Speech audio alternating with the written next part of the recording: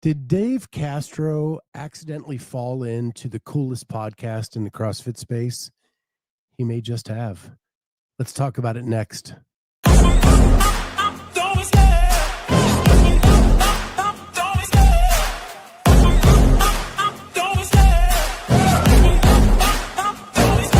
I love the chase and the hunt, and I set the pace when I'm running. I always take what I want and I always give it 100. Don't need a bank, no I'm funded. Play the game like it's nothing. I'm always thankful for something. Don't take for granted, stay humble. Now wake up! It's time to look at the enemy. Look in the mirror if he is no friend to me. What is going on, everybody? Welcome to lunchtime. It's lunch with the Clydesdale. Good to see you all today. What's up, Jody, Corey? Good to see you in the house. Sean in Oregon. Yeah, love the new music. Yeah, I just switched that over, about a week ago. What's up, Meredith? Terry. Yeah. What's up, Jeff Bako? So I don't have a ton of time today. I have a 1:00 meeting that I have to get to. So we're going to hop right into things today. Yesterday, I tuned into the Dave Castro channel on YouTube, and it was advertised as part of the affiliate series that he's doing with Nicole Christensen. And they do an affiliate thing where they interview an affiliate owner, talk about what they do. And yesterday, the affiliate didn't show. But I think what happened was actually pretty damn cool. I think what happened is Dave may have found a really cool concept for a podcast accidentally. So the podcast opens up yesterday with Nicole Christensen struggling after doing a workout at her affiliate that afternoon. Her voice was gone. She said that it was the first time she nearly puked in like 6 years. And she tells Dave what the workout is. And it was her talking about it was interval work. You do 25-meter sled push and then an echo bike of 10 or 14 calories, women, men. And then you rest for like 4 to 5 minutes because it doesn't take that long to do that. And you do it again, and it's 4 rounds. And Dave was like, wow, like all that rest and it still like knocked you out. And she said, yeah, like the whole community was crushed. There were DNFs that people couldn't get past round 3, the whole thing. And it was designed to be a sprint, and it was written by Misfit affiliate. So Dave starts kind of critiquing the workout and how he would change it. Nicole is very adamant about what she feels about it, and they start debating this workout. Well, because the affiliate didn't show up, they actually called the head coach of Misfit, brought him on, and it became this discussion of the programming.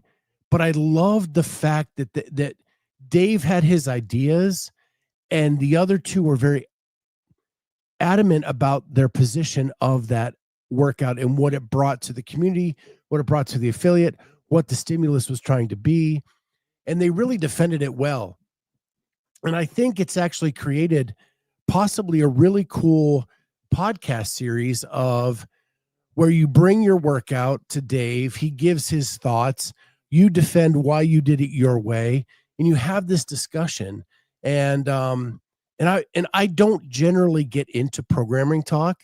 When we do programming stuff and like event programming, I really turn that over to like Jamie and Carolyn, and I just kind of mediate it because one, I no longer coach. I never was a programmer, and I don't really understand all the aspects of programming, even though I have an L1 and I have programmed a few classes over the years.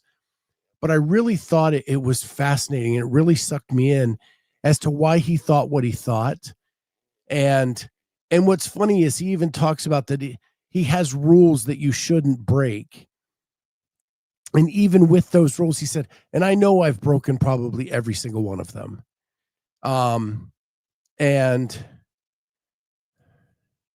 you know what I mean? I thought it was really cool.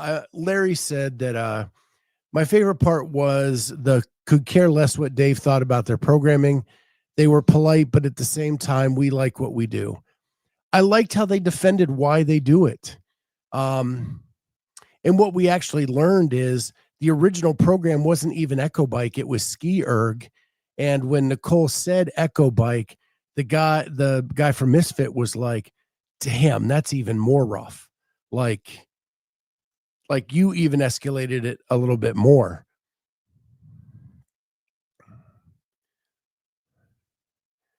Austin also basically said, these long, light workouts make you good at that, but forces no adaptation. Austin. So, yeah. And he actually, the guy from Misfit, is that who was, it was his name, Austin. I don't remember because I have it queued up for something else, but he talked about how he has like 3 buckets of frequency, things that are like that they sprinkle in periodically, things that they want to do somewhat often, and then things they want to put in every single week. And so he has like frequency buckets on top of everything else, and balance. And Dave's biggest concern with sled push is he thinks it's a cheat to get away from doing higher skilled workouts in the affiliate. And he said, even though I know you guys aren't trying to do that, that he said that's a fear when he sees sled push in a workout at the affiliate.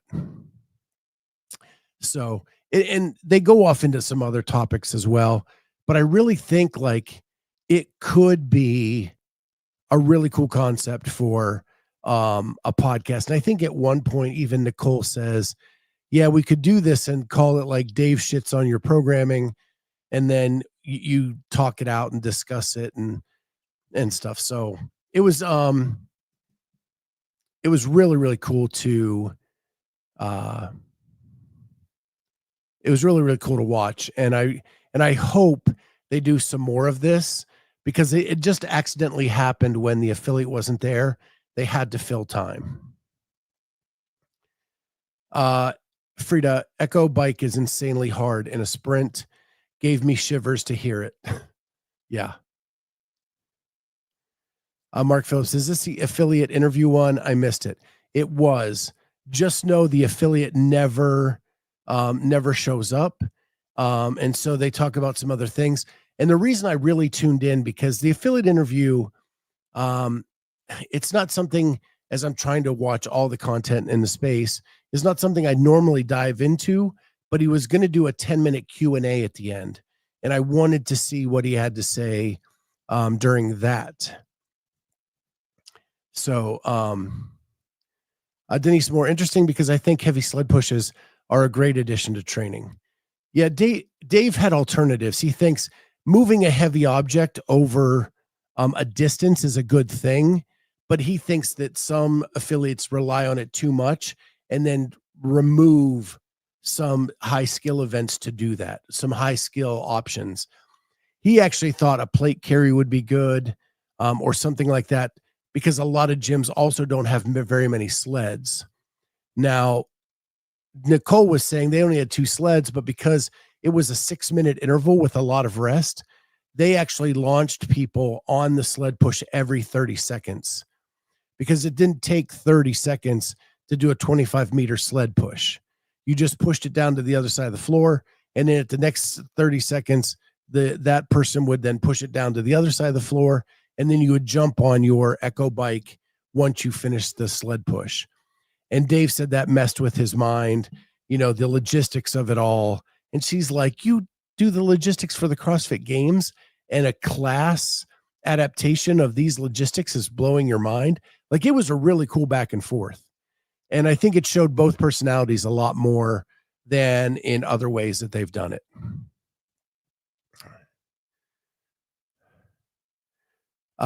Jody Lynn, I agree. Denise, I wish I could do sleds. Sled pushes destroy me.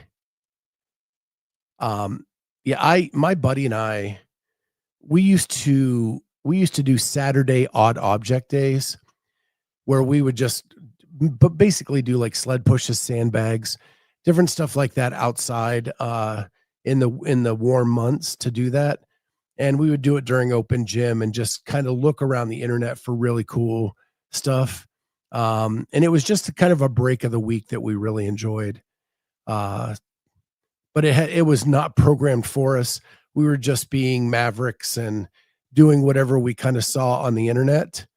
And I kind of miss that, you know.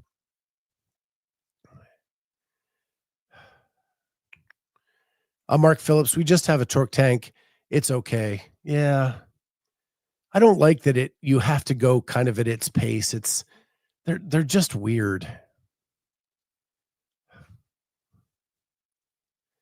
How is that scored? Total time? Sorry if you already said it. They didn't really talk about how it was scored. They really just talked about how it made them feel.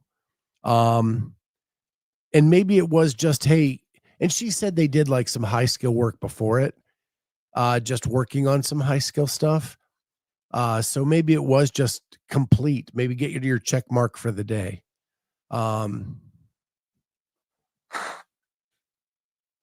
So I don't really know, David Reed.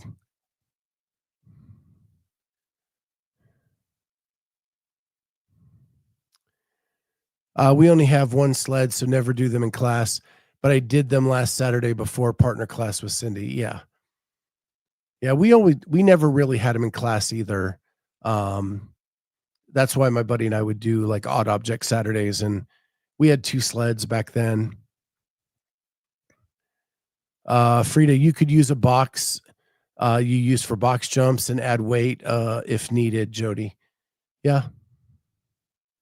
Jody works out in her basement, though. I don't know if she has the 25-meter area to push.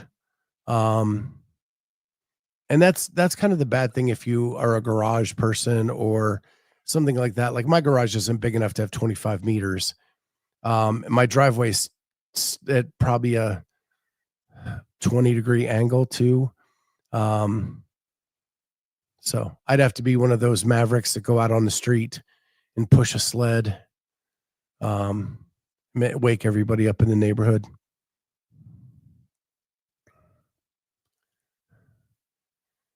Jody says, I will give it a try. I have a little bit of runway. Not much, though. So they did stick to plan, though. And at the very end of their little podcast, they opened it up for questions. And I did get one in. And so I did want to share that with you guys. They've answered it. And I thought that was really cool. So I'm going to go ahead and share that now. So here it is. So Clydesdale Media, as the leader in fitness space, I'll say as a leader in the fitness space, do you feel a responsibility to bring the community back together, or do you believe the strong will survive?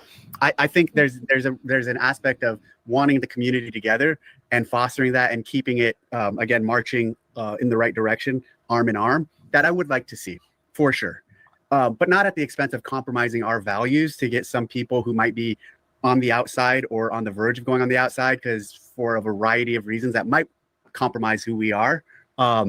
Like meaning you also have to want to be here. And if you don't want to be here, I don't see it my responsibility or our responsibility to compromise who we are or the methodology or CrossFit to get you on board. If you want to be in the club, we want you in the club, and we want you marching in the same direction. So that's how I feel about that statement. What do you think, Nicole? Oh, I mean, yeah, I'm right there too. I think, if you believe in what you do, and I think a lot of affiliates do, and they believe in the methodology, then people are attracted to it because, I can't remember who is it. James always said, like, I've never seen it not work. I mean, we believe in what we do because I've literally never seen it not work, you know? And so, yeah, I think if you want to be part of the club and you want all the goods of the community and what it has to offer, like the buy-in is believing in the methodology, and this is what we do, and we know it works. So that's the question I got in. And just to kind of rehash that, I asked, as a leader in the fitness space, do you feel you have a responsibility to try to bring the community back together? Or are you taking the approach of the strong will survive? And that was their answer, that they would love to walk arm in arm with people, but they're not going to compromise who they are to do that. And so I'd love to get your thoughts on that. Do you think they have a responsibility to reach out to some of these other entities and try to get that arm in arm sentiment to move forward? Or do you think that it's too much of a compromise to do so? Amanda Fillers, I'm the crazy person in the neighborhood pushing the sled around the block. Yeah. Nicole takes precisely 0 of Dave's shit. 0, Larry Young says. Yeah, I agree. She did not give in to him at all during the show yesterday. And she fought for what she believed in for sure. So as he answered that, I was thinking like that makes a lot of sense. It makes a lot of sense that you would not want to compromise who you are in order to get community buy-in and to walk arm in arm. But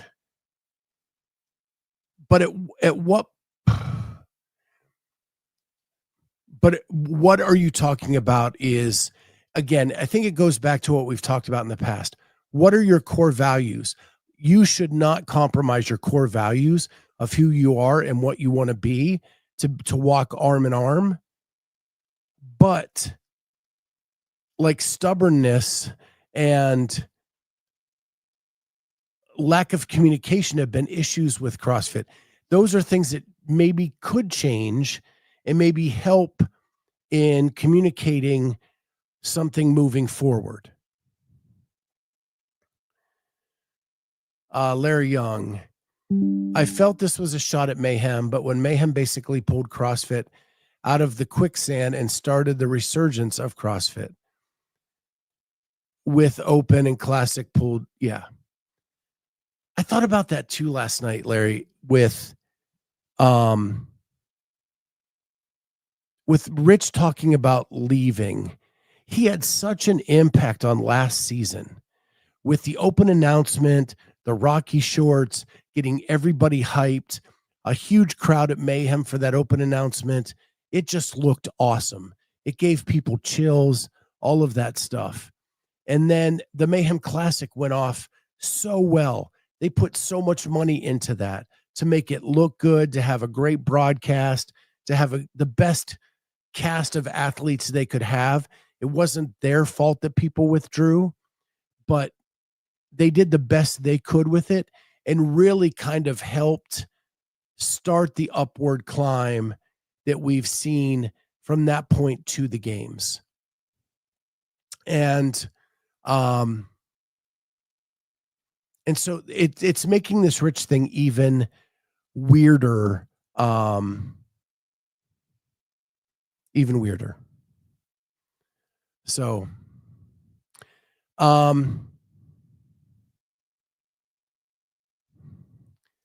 Frida, it kind of sounds like the old school approach. I get that. I get that. And you want to stick to your methodology. You want to stick to who you are.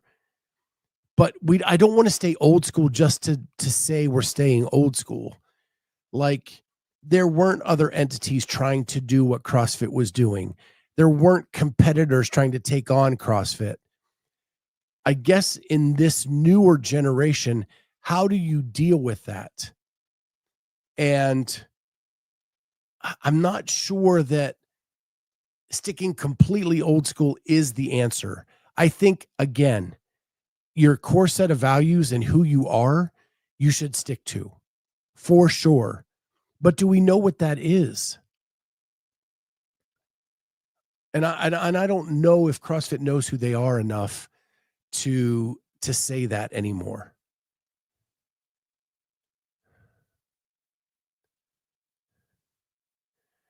I feel it should stay with the workout methodology part.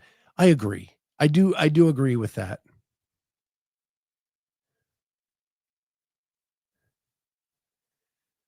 But didn't he say he was still paying for the broadcast? Maybe he feels he's really not getting a good return on investment. I don't know if he's still paying for the broadcast. He did talk about how hefty of a price it was, and they had to make that decision. But I do think that Mayhem has enough cash to pay for that. And I don't think that, and here's where things are weird. It's again this sport thing that they did to help out, but it's bigger than that with the affiliates. So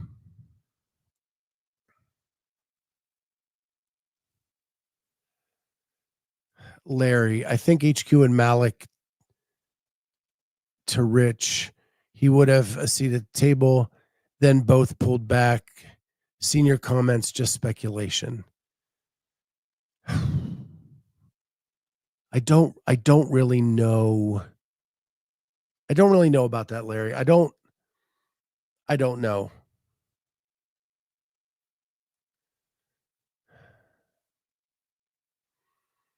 I see Dave as a completely separate vibe from CrossFit. I think that you're in the minority. I think that many people look at Dave as the face of CrossFit. He's the only one that regularly speaks. He's the only one we get information from. And so I do believe that there is a blurred line there. Even though I think in actuality you are correct. But I think it's very confusing for the mass public because he is the only person we get to see and hear from.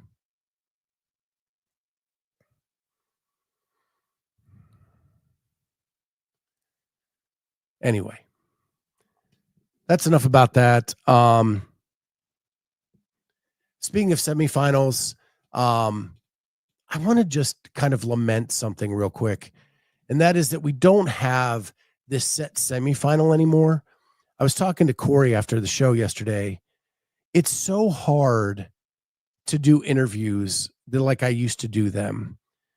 We used to set up the semifinal season by looking at the rosters and being able to see who was going to compete in semis. And then we would reach out to as many as we possibly could to interview and learn new things about new people. I'm like stuck in this paralysis of doing interviews now because I don't know who that group is anymore. And there's no way to like easily get a list of who it's going to be. We don't see the rosters at different events until much later. I think semifinals are confusing the way they're done now because every semifinal had different rules. We don't know who's coming. We don't know who's withdrawing. We don't know all this stuff that's going on. And then it'd be nice to know who's going to be a semifinal this year.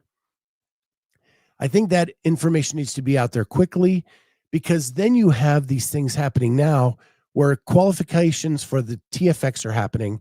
People think that that's for the semifinal that they held last year, but TFX has another event that they hold in January in Austin, Texas, which was different than the semifinal they held in Oklahoma. So now you're getting things with the same name, confusing people. I've seen questions to Dave about TFX. Should they do this qualifier? Should they do that qualifier? It's not even for the right qualifier. And if the mass public are confused about that already, I think we need to get the names of those semifinals out there so that they can talk about how to qualify, how they're going to pick their roster, all of those things moving forward. But on a personal note, it's just been really hard to see who these up-and-comer athletes are in the space because I don't have a list of like semifinal athletes to learn and get to know more. It's crazy. And I think the faster we know this information, the more this will clear up a bit as we move forward. But right now, it's just an awful mess.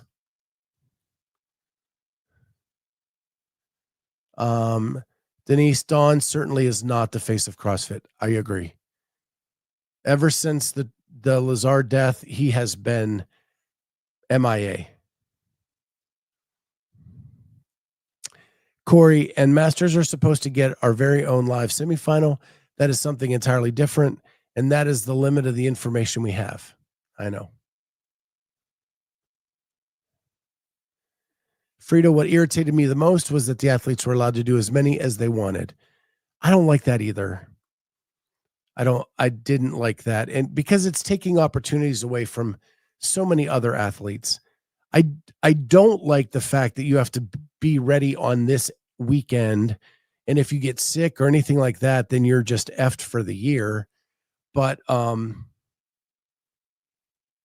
don't think you should be able to do as many as you want. Maybe 2, maybe cap it at 2, see how that works.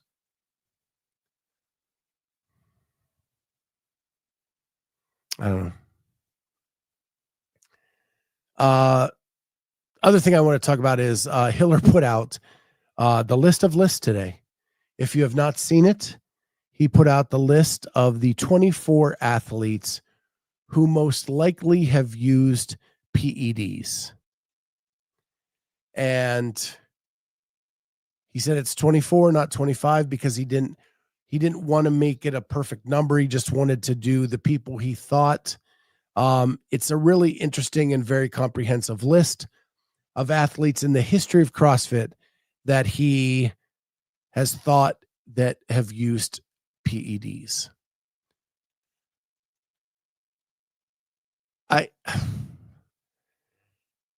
I will say that the evidence he gives for some of them are way more compelling than others.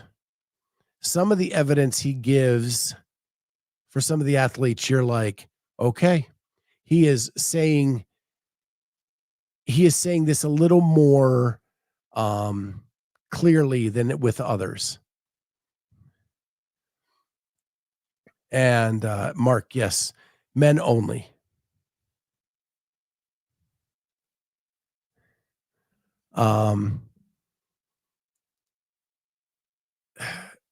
If you haven't seen it, I don't want to spoil it. When you get to number 3, the list of things he points out, at number 3, the person he lists, and the video evidence, picture evidence, whatever it is that he goes along with, is very, very compelling. I think number 3 showed up to be more possible than 2 and 1 by the evidence he had shown.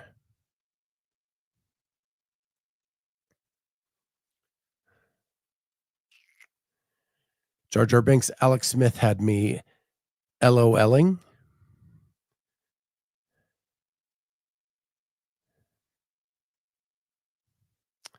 Eric Mackey, the criteria for this list was a stretch.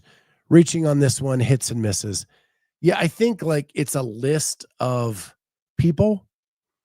And I think you have to look at the evidence with each one to make your determination whether you think it's someone really on the list or not, is the way I looked at it.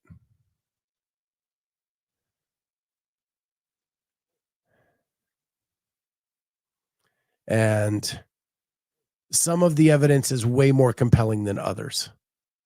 That's all I'll say.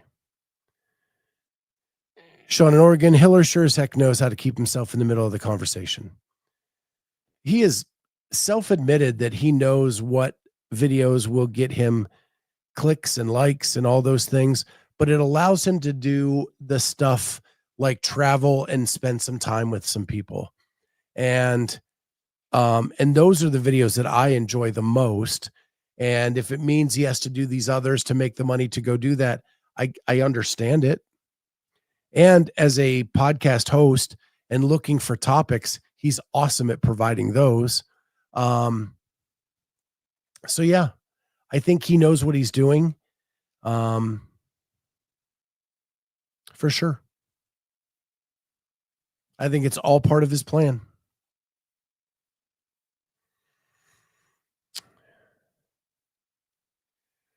Last thing I'm going to touch on today, Eric Mackey, Liz Wishart was a great video. It was.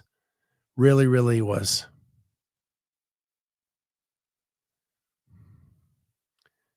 Sean in Oregon, I'm a paid member of his channel too and love his work. Yes, I am as well. And that reminds me, don't forget to like and subscribe, guys. We are getting so close to 3K subscribers. We need like 40, 45 more subscribers.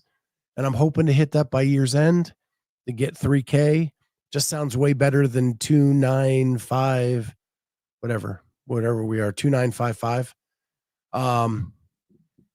So love to say 3K, trying to get there by year's end, but hit that like button. It helps us get in the algorithm as well. Really appreciate that if you could do that. How will you celebrate when you get 3K? I don't need to. I don't even think about the celebration. I don't know. I'll figure out something. We'll do something. Draw your dagger. I'll go make 44 other accounts and subscribe. No need to do that. Let's make them legit.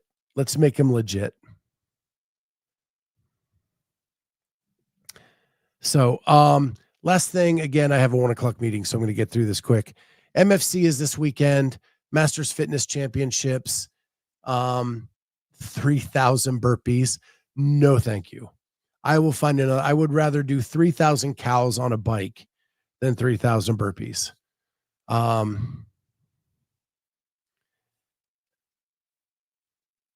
MFC's this weekend. Please, I think they're going to broadcast. I've heard they're going to broadcast. Really, really, really hope it comes off well. But they're doing pairs championships, and they're calling it the CrossFit Games Champion of Pairs. Is this a category we need? I'm curious to know. Do we really need the CrossFit Games Champion in pairs? I know that the games are trying to help MFC be relevant in their off-season competition. I've always looked at MFC as the East Coast Masters Championship, Legends as the West Coast Masters Championships.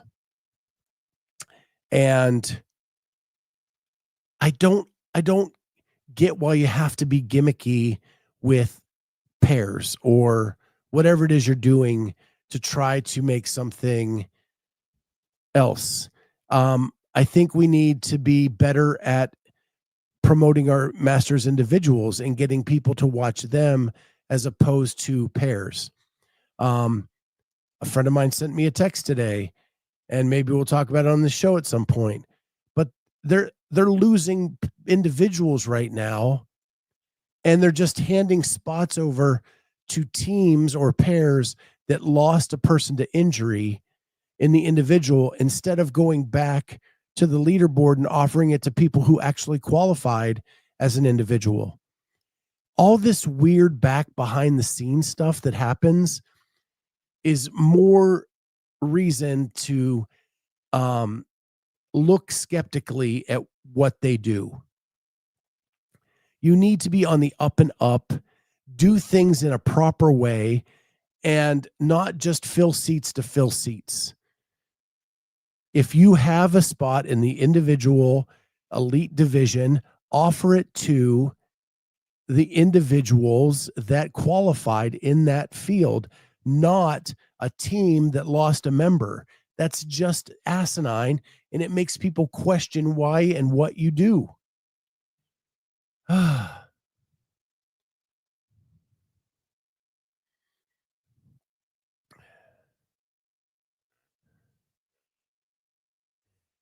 I know a lot of masters athletes that like teams better, easier on the body. Maybe that is why they are trying this format. Okay. I can get behind that. Then don't make your competition everything else around it. When I've been at every MFC, the teams are never on the main floor. If you are really trying to promote this as a new option moving forward, it should be on the main floor in the main broadcast. And with that explanation that as we get further along in this. This is in CrossFit. It's easier on the master's body to do teams. We want to celebrate pairs. Here you go. That makes sense. But making it a part of this big 3-ring circus that's always on the subfloor instead of the main floor, you're never going to get there. You're never going to get there.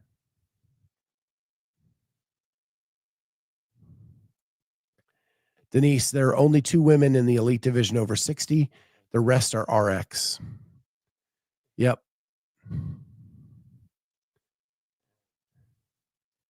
I do like what Shanna's saying, though. I do get that. Sean in Oregon, Pairs Champs is interesting. Each Friday, Saturday is a team WOD in my gym and most comps. I sign up for prioritize teams of 2 or 3 so I can relate to teams.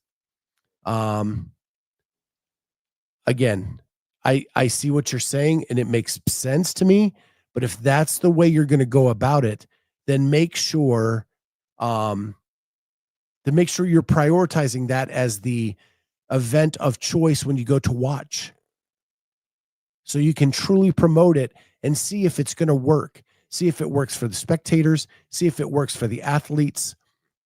Then we can get a true test and see if this can move forward.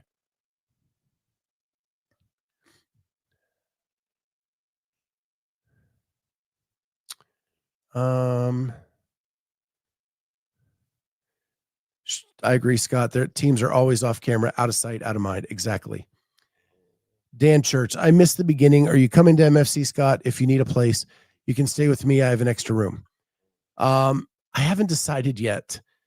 Just like last year, Dan, I'll make a decision on a whim this weekend and see. I do have a 3-day weekend. I know Jamie's going to be there tomorrow. I can't get off work for that. But maybe I'll come up for a day on the weekend.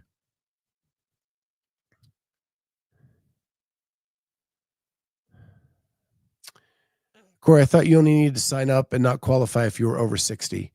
I think you're right, Denise.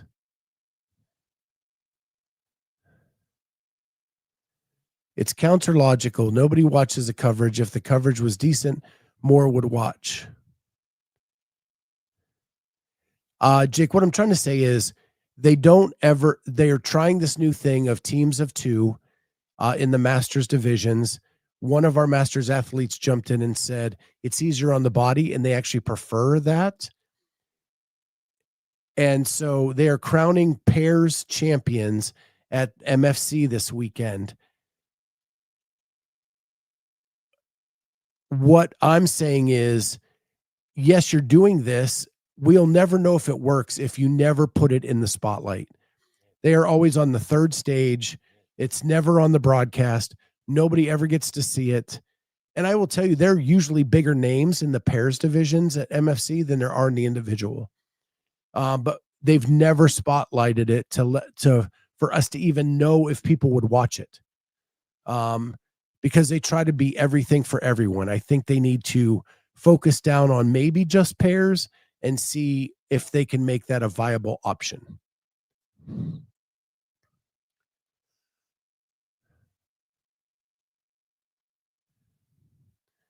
Shanna, I agree. It needs to be in the spotlight. It does.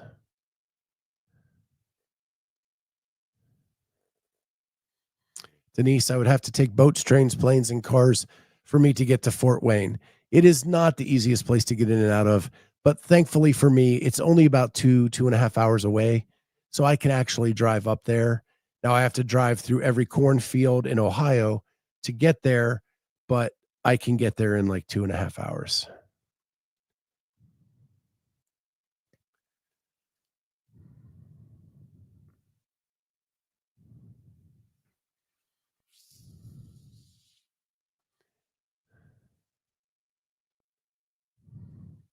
Don't moan to me about travel.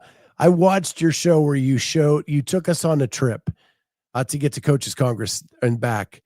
That was, dude, I do not envy that at all. I feel so bad that you have to do that.